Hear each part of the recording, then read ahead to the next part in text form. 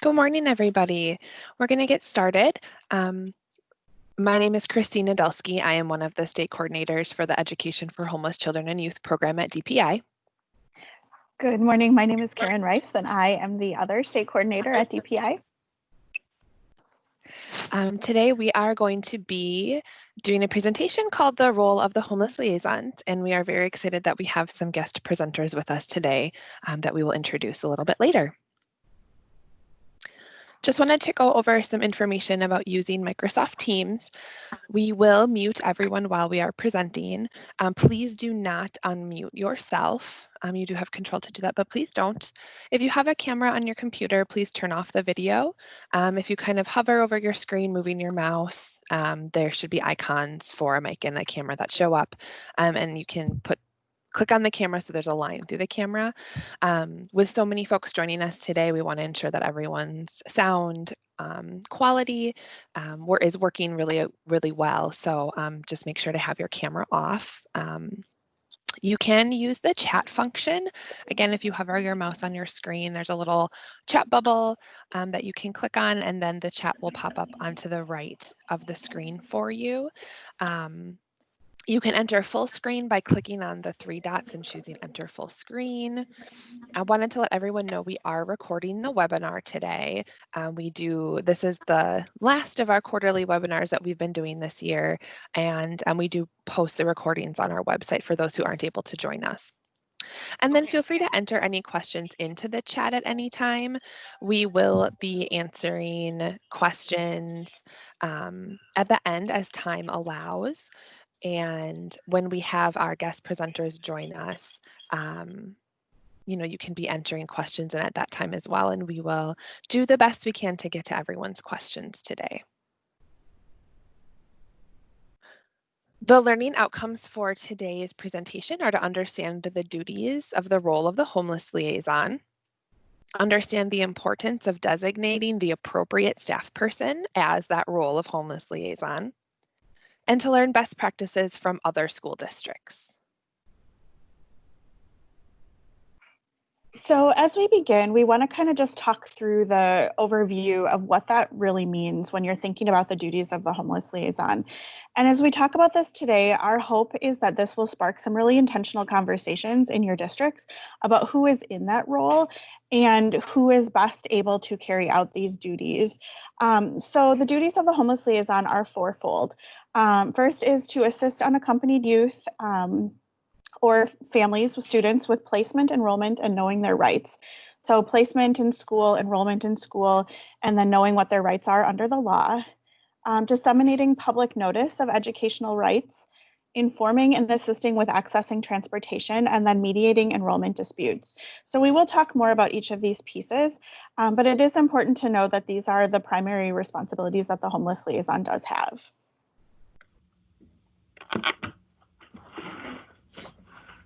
Well, ESSA created new requirements for the capacity training and duties of the homeless liaison. So when the law was reauthorized, this was really pointed out and really strongly emphasized. So again, every LEA, as you know, must designate a McKinney-Vento homeless liaison to carry out the legal duties of the homeless liaison's responsibility. So that includes making sure that children and youth who are in homeless situations are identified, enrolled in school, and have the full opportunity to participate. So the districts must have processes to identify students, whether they are new and coming into the district, so during the time of enrollment, or whether the students are already in the district and lose housing at some point during the school year. So it's important that districts have a process for both and that staff in the district are trained to know what those processes are in either situation. It is important that children and families are referred to services that they need. So that is the role of the homeless liaison, is to be making referrals to students and to families for things like housing services, healthcare, mental health services, dental care, basically anything that students and families need. It's important to be connected to the community to have those connections to be able to refer students and families to those. So again, the role of the homeless liaison is to establish those connections and is to know who those people are in the community that you can refer to. And then parents and guardians must be informed of McKinney-Vento rights and the right to participate in their child's education.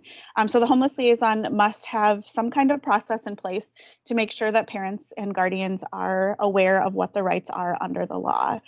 And we did link in to this slide, which we will share this slide with you.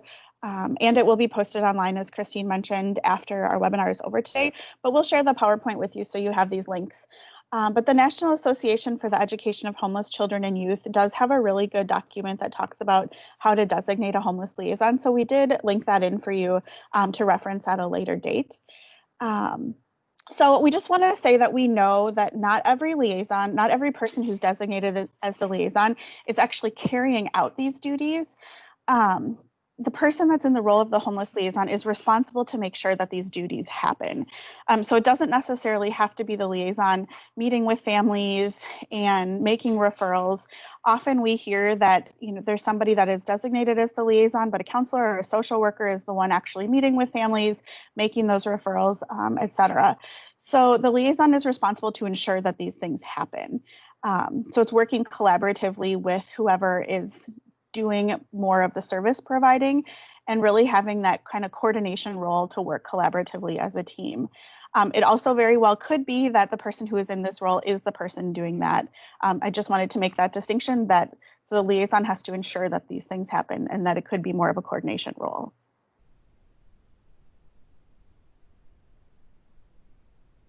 I'm wondering too if Clara or Laura, other folks from DPI that are on this call, would be able to maybe link that into the chat, that designating a homeless liaison document. If that's possible, that would be great. Continuing with the role of the homeless liaison, it's to, again, ensure that public notice of educational rights are posted, and that means throughout the school building, maybe it's posters out in the community, just that public notice is posted and available of what the rights of McKinney-Vento are. That enrollment disputes are mediated, and this is a note that we do share with districts very often, is that if there's a enrollment dispute, and I believe later we also talk about the dispute resolution process, that if someone higher up in the district, like a district administrator, is also designated as the homeless liaison, there needs to be levels of appeal for disputes that occur under McKinney-Vento. And so ensuring that there are those levels of appeal available, and maybe that the district administrator is the last level of appeal before coming to the state, is really important, so that family has, or that unaccompanied youth has, levels within the district for someone else to be looking over their dispute.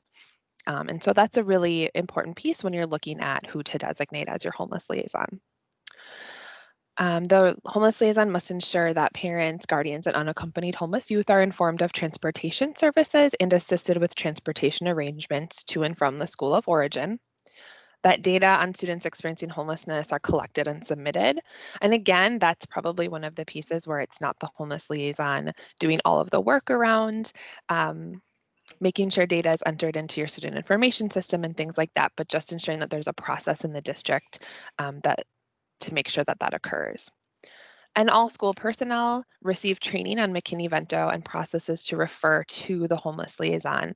So that's one big role of the homeless liaison, is to train all staff. And that doesn't mean just student services staff or just counselors in the district. It really means all staff. And we encourage districts to think about training bus drivers, because they're the ones, who might notice a student is living somewhere else.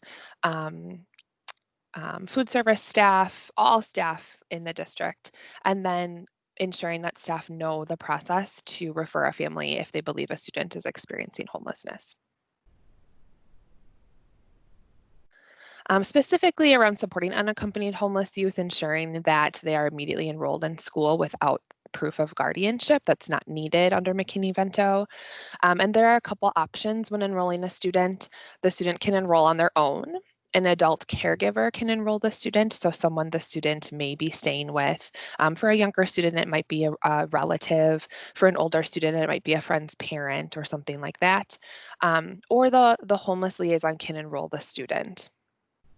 And then that the liaison work with that unaccompanied homeless youth to designate a caregiver who can take educational responsibility for the student. Again, those three options, the student, an adult caregiver, or the liaison, can do things like call in absences for the student or sign field trip forms. But we really encourage districts to help the unaccompanied homeless youth figure out who a caregiver could be. And then the district can work with that person again around absences and signing permission forms and things like that. If a caregiver is available, the district cannot require the caregiver to obtain legal guardianship of the youth. That's not this role. It's really just a caregiver. And we have a link to an example caregiver form from the National Center for Homeless Education. And that's just a sample of what a district can use to kind of establish that caregiver role. And you can adopt it to be what you need for your district. And I see that Karen linked that into the chat as well, so that's excellent.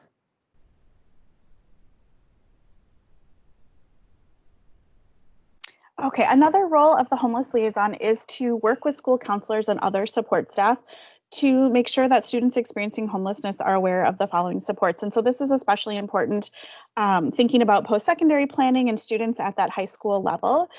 So one of those things is to help prepare for college and improve college readiness. And this could look a lot of different ways. It could look such as helping a student connect to some ACT prep or something like that, SAT prep.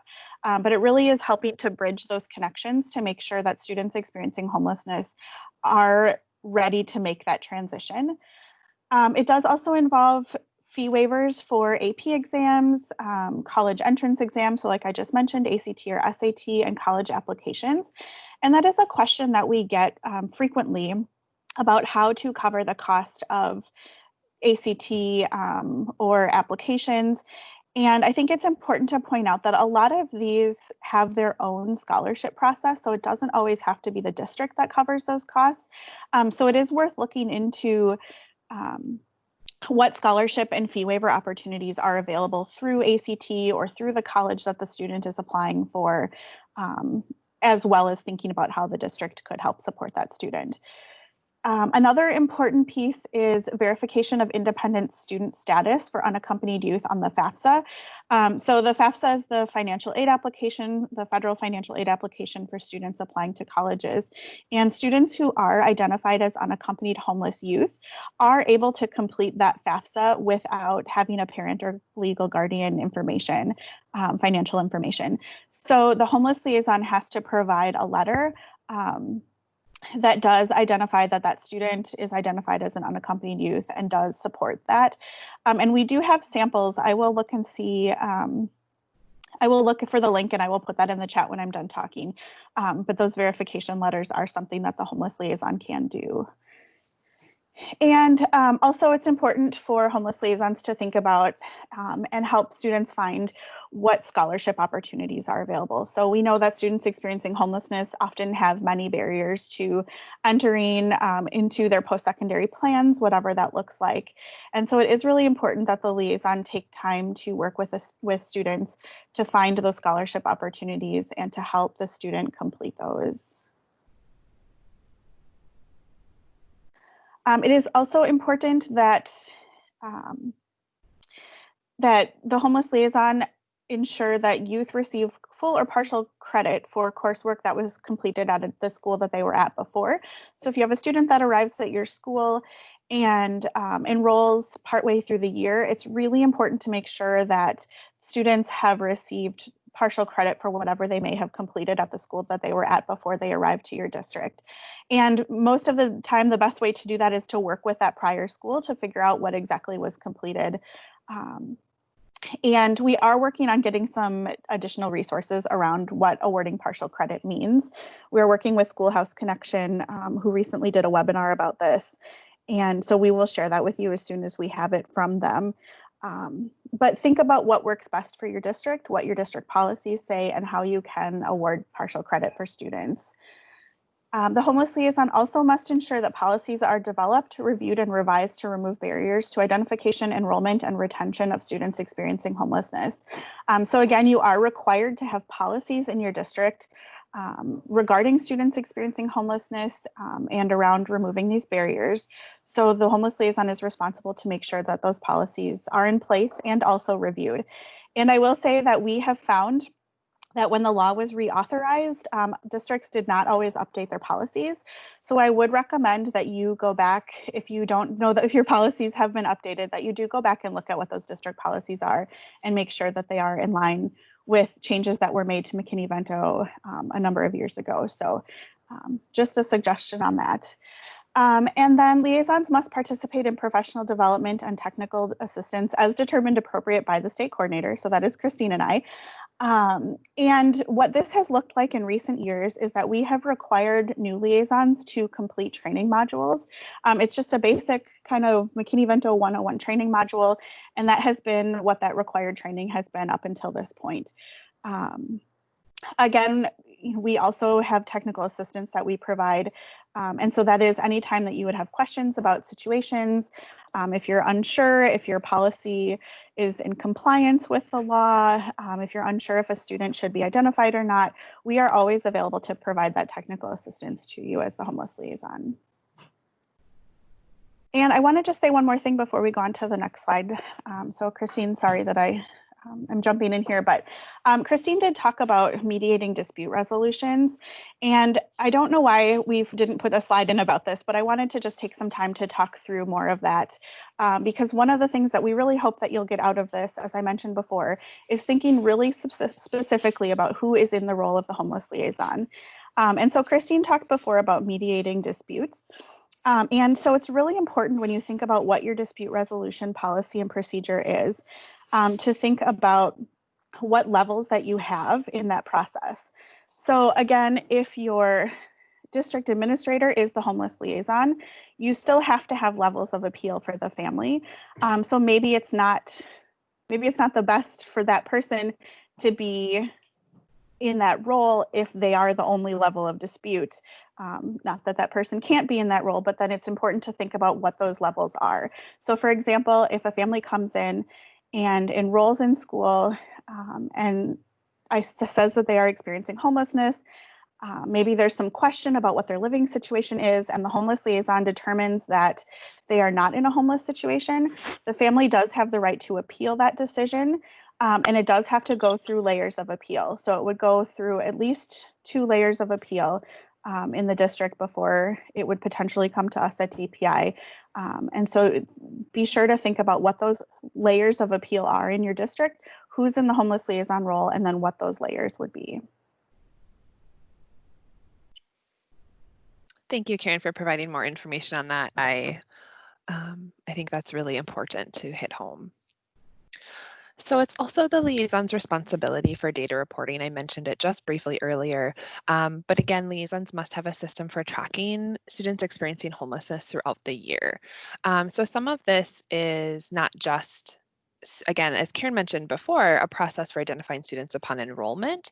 So this would be ensuring that students are identified and tracked in your student information system upon enrollment, but also for those students that are identified in the middle of the school year as well, and ensuring that there's a process for students to be entered into your student information system as experiencing homelessness outside of just the enrollment process.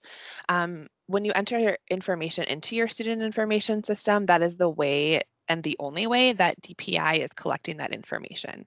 So as a state, we're required to report to the U.S. Department of Education on a lot of different things around students experiencing homelessness. It's not just total numbers for a district. It's also then DPI is able to pull attendance data on those students, test participation data, level of achievement for those students. So graduation rates, it's really important to have your student information system up to date with your students experiencing homelessness and a process to do that throughout the district. I also want to say too, there are also requirements to be having an internal way to be tracking the needs of students experiencing homelessness, and that includes academic needs and also any sort of other needs that students have. So maybe it's that they do need transportation or that referrals were made to different community resources for that student and family. So there just needs to be a process. And we've heard from many districts that there are just kind of internal like spreadsheets or Google spreadsheets where they're tracking youth with their student services staff. So that's just one example of how those needs could be tracked. And just a note that the identified students must be entered into your district SIS for the entire year, even if they become permanently housed. Again, have that collaboration with district data staff on ensuring that that data is correctly entered into your SIS. And like I said, DPI collects that information. That's the only way we collect it. Karen and I are not data experts, so we call it the data magic that happens from every district SIS that comes to DPI through WISE data. And then the really wonderful thing is that we have new data dashboards within WISE Dash, the public reportal, the public reporting portal, and WISE Secure for districts. And you can look at all kinds of different data about your students experiencing homelessness and really dive deep into a lot of information, which is really exciting for us, but also just want to hit home that it is on the public side as well. Obviously, keeping student confidentiality in the mix, and so those student cell sizes are in the public portal. Um, but just know that it's available and you can really get into your data. So it's really important to make sure you have a good, clear process for data reporting in your district. So just some other resources for you. We do collect every district's designated homeless liaison information, and we have a homeless liaison directory for our state on our DPI website. And this is, someone asked earlier if the McKinney-Vento person and the homeless liaison can be one and the same. And Clara responded that the homeless liaison is the required designee by the district of who is carrying out all of these duties. So we collect the directory information through the school district directory application. A homeless liaison is one of the things we collect, and so we pull the information from there. It's important in your district to update that information. So if you are the homeless liaison, but you're not listed in there, you probably aren't getting communication from us. This is the list that we communicate to, and we have it publicly posted so all of you can get in touch with each other as well. We have our training resources page, and this page can help you with training your staff. So Karen mentioned one of the things we've been doing as state coordinators is requiring new liaisons to take a module. We have that available for anyone to take. And so we do know there's a number of districts across the state that have added that McKinney-Vento module to kind of all of the training that they have to do in the beginning of the year for staff. And so all staff are taking that module in their district, which is wonderful. And we're so glad that districts are utilizing that resource in that way. But it is available. You could do it as a group. You can require, do whatever you need to do with that. We also have a kind of 5-minute overview video that we know districts have been using kind of just as an intro during an all staff training. And then we have a number of other resources that are available for you that other districts have created too. We also have an unaccompanied homeless youth specific training module. And then we have our DPI example forms and documentation webpage, and those are, a majority of those forms are district created forms that we've gotten permission from districts to be able to post on our website. So you can see how other districts are meeting requirements under McKinney-Vento, the forms that they're using with families, things like that. And you are free to take those and use them in your district. Christine, there is a question in the chat. Yep. Should we leave the end date open in the student information system, or should we enter the last day of school, or enter the last date the students were experiencing homelessness? So We're getting some clarification from our data folks yet on this. For for our purposes, it doesn't matter because we're not collecting end date information. But I know that there was some question at the end of this year of when students were end dated. So we're getting some clarification on that. You can also look at the DPI webpage. There are WISE data elements. I don't know what all of them are. I just know what the homeless information is about, but you can search then on that WISE data elements page and search for homeless, and then all of the reporting features for students experiencing homelessness will pop up. So we're working on that now to make sure that's very clear of what you need to do, but right now we're saying that it doesn't matter.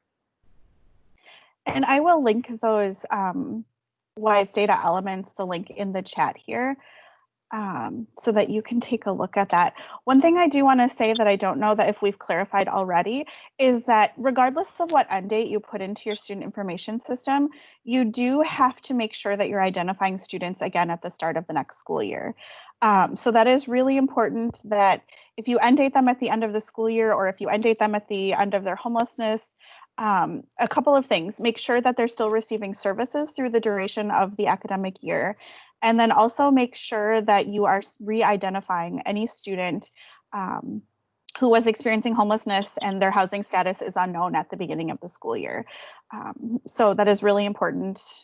As we've heard that sometimes school districts will just kind of roll over who their student population is who is identified, but you need to make sure that you are re-identifying. So following up with every family who was identified the previous year. We do have a question. It says confusion surrounding when students already identified as McKinney-Vento by school of origin decide to attend school of residence. Do we include them in our homeless counts? So I want to clarify that if a student is continuing to experience homelessness and moves districts, they also should be counted in any district they're attending and enrolling in. So I don't know if you meant if they then got permanent housing or not, but if a student is experiencing homelessness and they come to your district and whether you're the school of origin or school of residence, if they're experiencing homelessness, they need to be counted. They need to be included in your district student information system. If a student obtains permanent housing and then is attending their school of residence because they moved into permanent housing, they decide to not continue in their school of origin, but they're going to attend their resident district where they now have permanent housing. McKinney-Vento services continue through the end of the academic year. So that district doesn't need to enter them as experiencing homelessness into their student information system, but the district still needs to have a process in which to continue services for a student that comes into your district. And WISE data, our system, if a student is enrolled in a new district in a year that they're already identified, there actually will be like a flag that pops up for the new district to say the student was previously identified. Make sure you're checking in with them. But we also encourage districts to have a process for identifying students upon enrollment. And we have an updated example form from a district that has included that in with their other housing questions. One other thing I want to mention, sorry, Christine. Okay. One other thing I wanted to mention as we're thinking about students moving between districts is make sure that you are in communication with the homeless liaison from the district that when students are transferring between districts. So either coming into your district or leaving your district. So you can contact a homeless liaison in another district and let them know that the student had been identified. So homeless status is protected under FERPA, but FERPA does allow you to do that to share information with someone who has an educational need to know. So that's why it's really important to make sure that you're homeless liaison in your district is correctly identified in our homeless liaison directory, so that as students are transferring between districts, you know who the liaison is that you need to be reaching out to best provide support for students. So I do also want to say regarding FERPA, that Schoolhouse Connection, one of our national partners, just did a really excellent webinar on FERPA and sharing information. So I would encourage you to check that out if you're looking for that, and I will put the link to that in the chat as well. I want to address real quick while we're kind of on this data topic. Oh, and Clara's answered it. So when we talk about Student Information System, or SIS, every district has their own Student Information System. So Infinite Campus, Skyward, there are a lot of others. That's what we are talking about. And I do want to move us on because we have our guest presenters with us today. So just one last point, we have resources from our national partners on here as well. The National Center for Homeless Education has a back to school checklist for homeless liaisons. That's really wonderful. Just kind of as you're thinking about next school year starting. They also have a homeless liaison toolkit. The National Center for Homeless Education is our technical assistance center from the U.S. Department of Education. So they have a homeless liaison toolkit, which is really great. It kind of walks you through the year, kind of a year in the role, and it's a really great resource for any homeless liaison, but new ones in particular. And then here again is the link for assessing the capacity of your homeless liaison. Okay, we are super happy to have two guest presenters today. So I want to introduce our first guest presenter. Lisa Dolan is the lead school social worker and homeless liaison in the Spotsylvania School District in Spotsylvania, Virginia.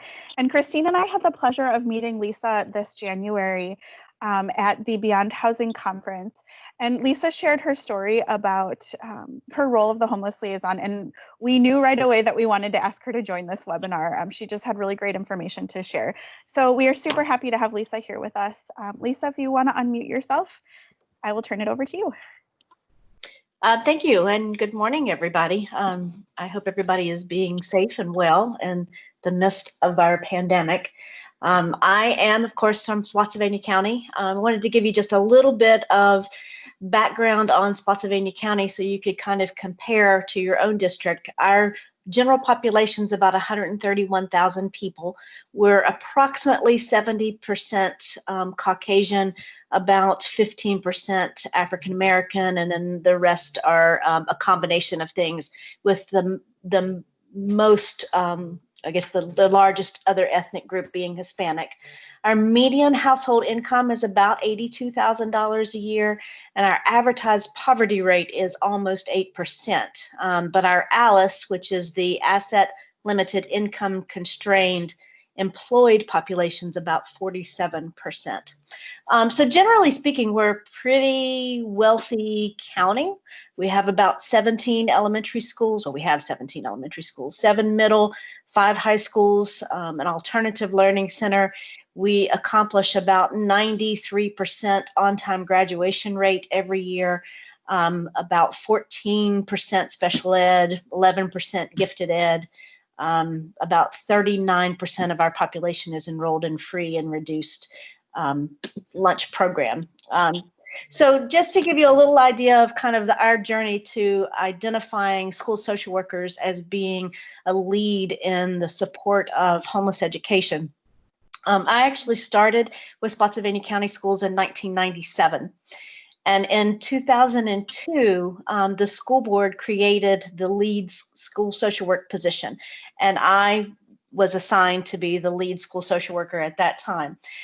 So from 97 until 2005, I had not actually heard about the McKinney-Vento Assistance Act. I was a school social worker in Spotsylvania County that entire time and had not at any point identified anything about homeless education.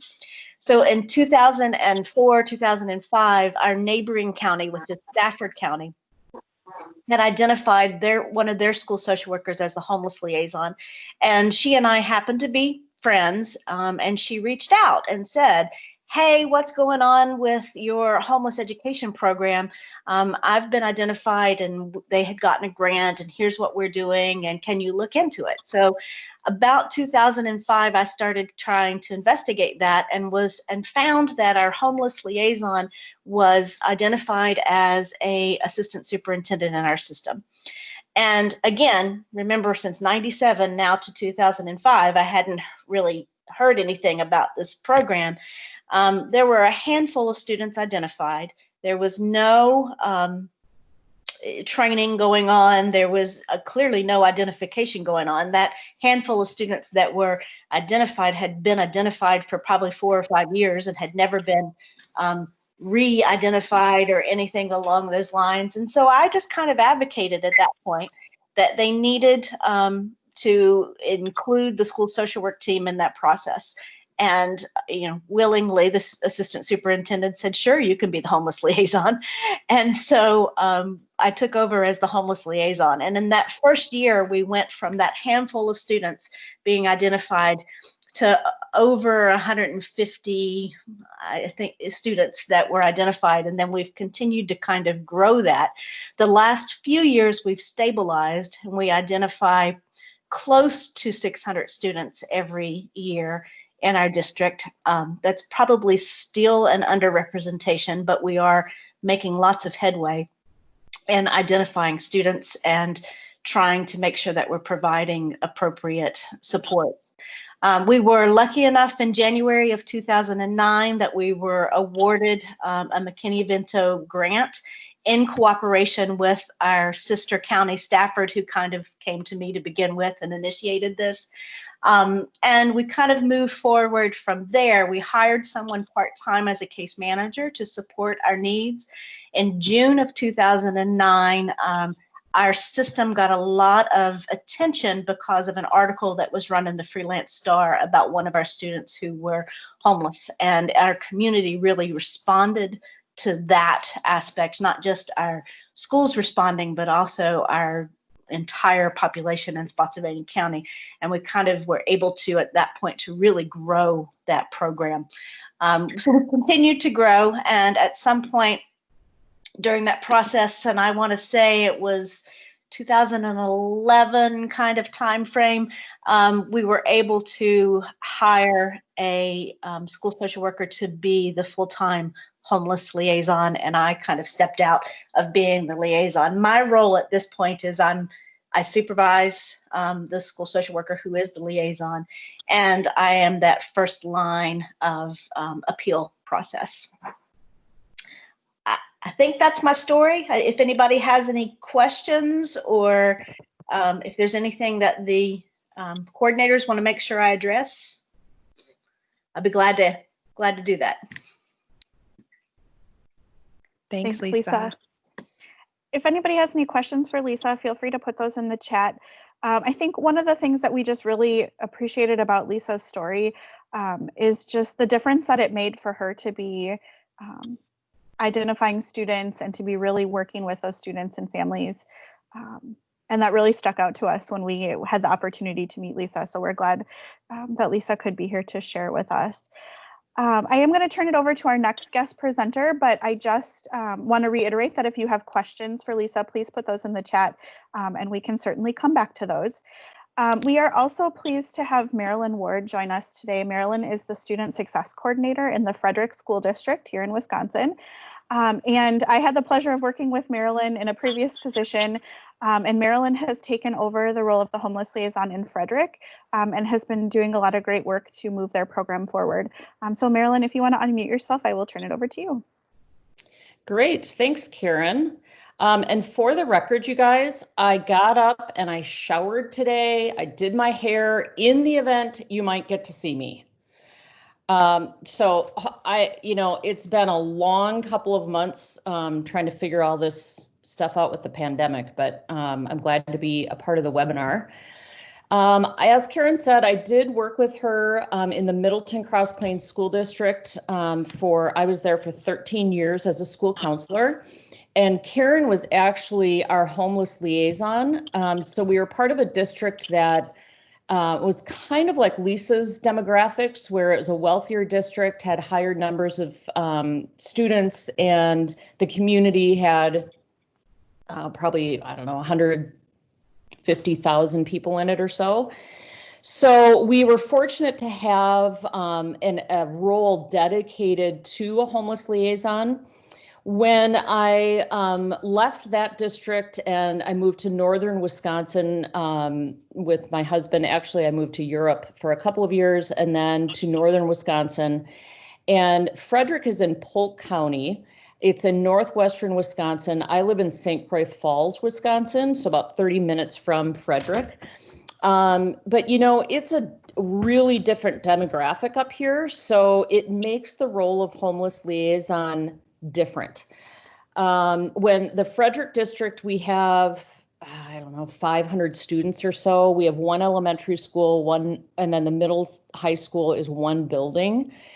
And when I've only been at the school for a year, and when I started there, honestly, I kind of didn't even dial into the homeless liaison stuff immediately. I did within maybe a month or so, because I started to sort of hear about students' living situations. And then I started asking my administrators, you know, who is the liaison? How are we identifying students? And it was interesting to find out that, and this is maybe indicative of more rural school districts, that there was a lack of knowledge on who is considered homeless and who is not. So I think that when you have, you know, like if we were to think of, oh, who's homeless, we might think of someone, you know, living on the streets or literally without a shelter. So then I started talking to the current liaison, was our elementary school principal. And we only have one principal per building and a superintendent, and that makes up our administrative staff.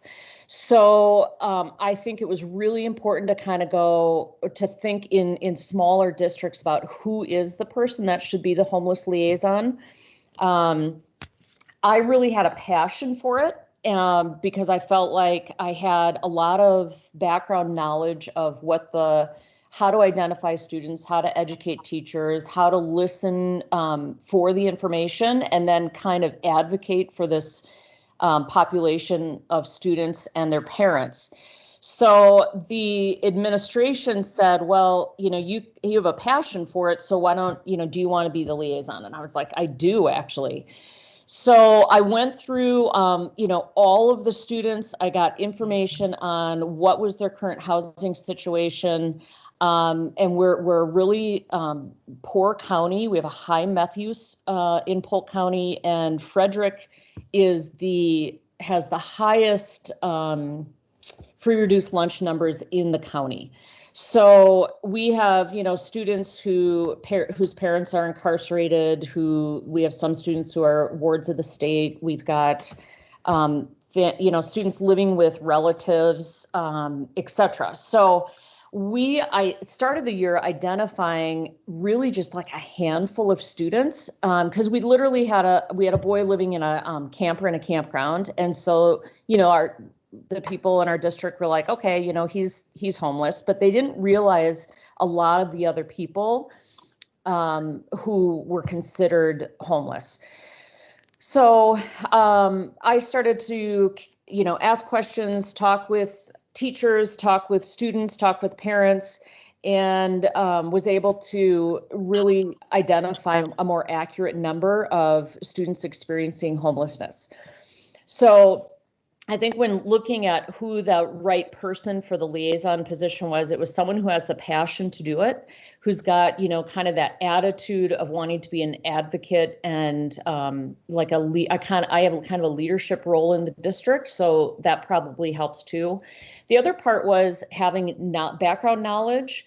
So I do have a lot of years of experience. I was a school counselor for 21 years. And then I also fortunately had a lot of knowledge just regarding McKinney-Vento and what some of those protections are. So I became kind of like this strong advocate and would dial in pretty quickly to conversations and get information. So I think, like for next year, I'm going to implement more education for our staff right out of the gates for in-service dates and such, so that they understand more of like what it means. So I started to do that in the role, but now that sort of I'm the person, I can start the school year out with more information for staff. And the other thing is, like, I think in a rural district, having the knowledge of, how do we creatively provide things like transportation? So we do not have access to, there's not Uber up here in this part of the state. So, or if it is, it'd come from the Twin Cities and take an hour and a half to get here. So there's not like Uber. We don't have, we do have some vans that we can use for the district. Otherwise, what we rely on for transportation is literally like, if we have a staff person, like I live in St. Croix Falls. So if we had someone who is a homeless student living in St. Croix Falls, the district might ask me, or I, as the liaison, might ask somebody, hey, would you be willing to pick this student up and provide transportation? So, and then we would pay that staff person, I don't know, mileage or whatever it is. One of our administrators takes care of figuring out the money that the person gets. I just help coordinate who does it. And fortunately, we have a number of our homeless families whose adults, the adult caretaker is able to still provide the transportation. And then we provide gas cards. So again, at the district level, the superintendent and his staff, they figure out what that mileage is and how much we can put on a gas card. And then we usually do it by like every 2 weeks or something. And so then, the caretaker is able to provide the transportation. That's worked out really well for us. So we have that going on. What else? I would say the third thing when you're considering who should be the liaison would be the type of communication skills that the person has. So one, the person should be able to have access to confidential information and be able to coordinate that information just with the key people, like making sure that they have the meals free lunch and breakfast, and after school rides and stuff like that. So I think it has to be somebody who has, is able to kind of keep that confidential information confidential. And then the other thing is, I have found, it's really such a delicate subject, and the way the information is presented, even to families, because a family, they're not going to necessarily consider themselves quote unquote homeless. And so I think it's such a delicate thing to communicate the right way, so that that families feel like they can stay in the district, have access to some of the things that are provided free, and or that we can help them with because of their homeless status, but not making them feel like they're less worthy. So I have found in those conversations, it's really important to kind of have the skills to, I guess, say all of that the right way, so that you're not offending somebody. So in that liaison role, it, likely could be somebody like from the people services staff, because that's sort of our forte in communicating. So that would be the third thing. I'm thinking 1 is passion, 2 is knowledge, 3 is communication.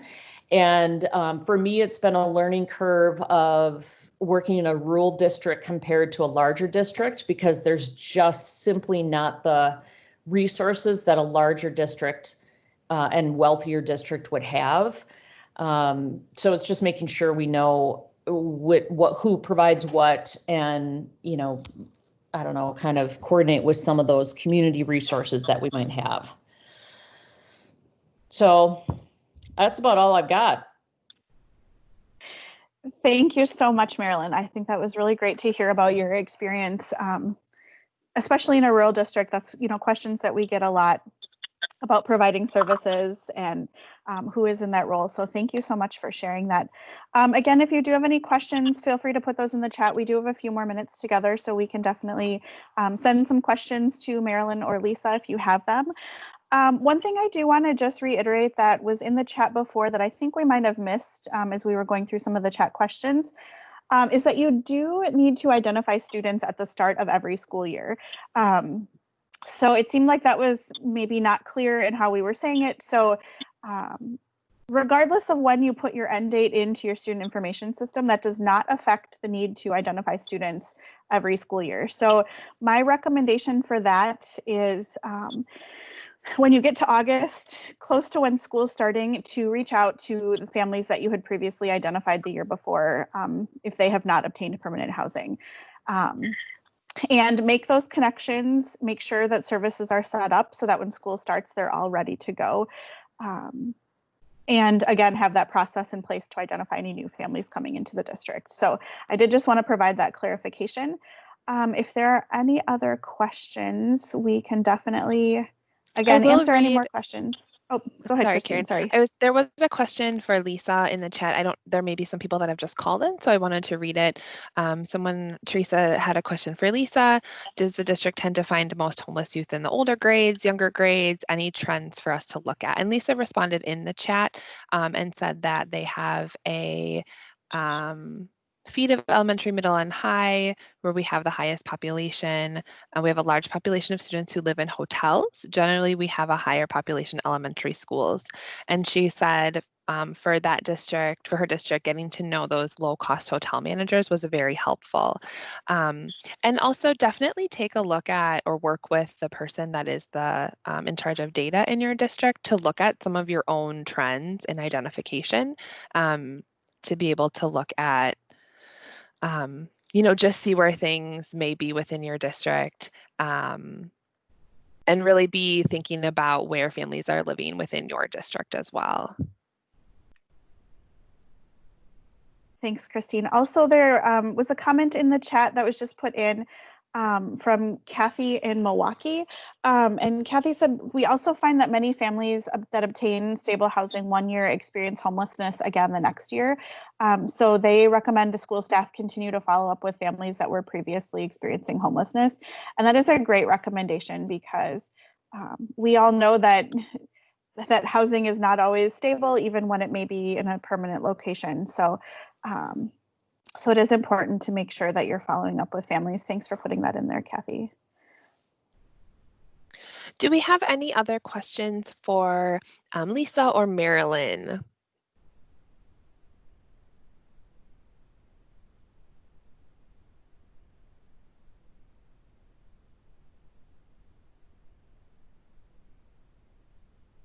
There is one more note that just was put in the chat.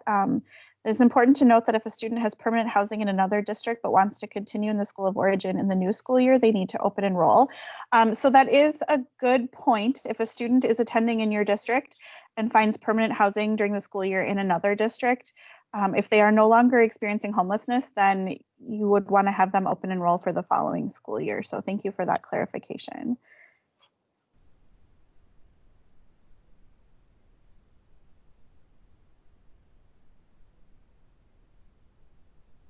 All right, well, if there are no more questions, we are coming to the end of our time, so we can certainly end a few minutes early.